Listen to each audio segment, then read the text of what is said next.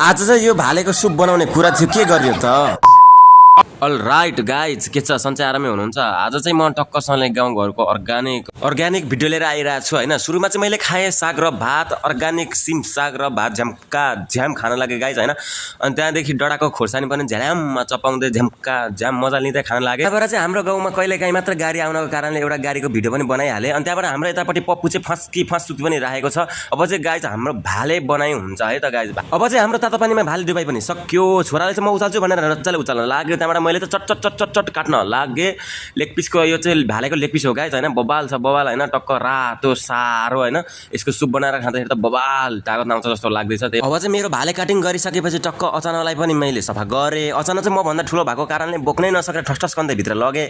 अनि टक्कसँगले आगो बालेर चाहिँ टक्क मैले त कलेज पोलेर कम खाइ पनि हालेँ। अनि एउटा खुट्टा पनि मैले चपाइहालेँ। अब चाहिँ हाम्रो लोकल चामल केलाइ हुन्छ होइन। यता टक्कसँगले मेरो वाइफले चाहिँ लोकल चामल केलाइरहेको छ। अब चाहिँ मेरो खाना पनि पाकिसक्यो होइन। टक्कसँगले अब भाले पकाइ हुन्छ। 2 चम्चा चाहिँ टक्क घिउ हालेर चाहिँ मस्त लाएर अलिकति तेल पनि मिसाइदिएर होइन। टक्कसँगले अब यहाँ हेर्नुहोस् भालेको अन्डा पनि बबाल छ होइन। अब चाहिँ हाम्रो पालो रह्यो भाले पकाउने। टक्क गाउँघरमा चाहिँ अर्ग्यानिक हरियो पर्यो हालेर होइन, मस्तसँगले मिठो तरिकाले बन्छ होइन भालेको सुप। यस्तै छ गाइज होइन। अब चाहिँ हाम्रो चिकन आइसकेको छ। चिकन टक्कसँगले चलाइराखेको छ। अनि हजुरहरूलाई चाहिँ कोलाई मनपर्छ भालेको सुप मस्तसँगले बनाएर खान?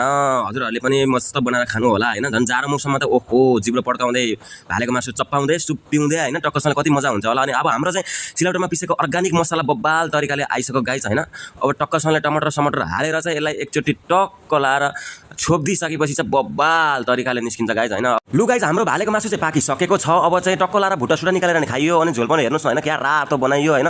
टक्क लाएर सुरुमा चाहिँ आमालाई टक्कसँगले कस्तो छ भनेर चाख्न दिएको होइन। मम्मीले त जिब्रो पोलेर राम्रोसँग चाख्नै पाउनु भएन। फेरि चाख्नु भनेर मेरो भाइले दिएको।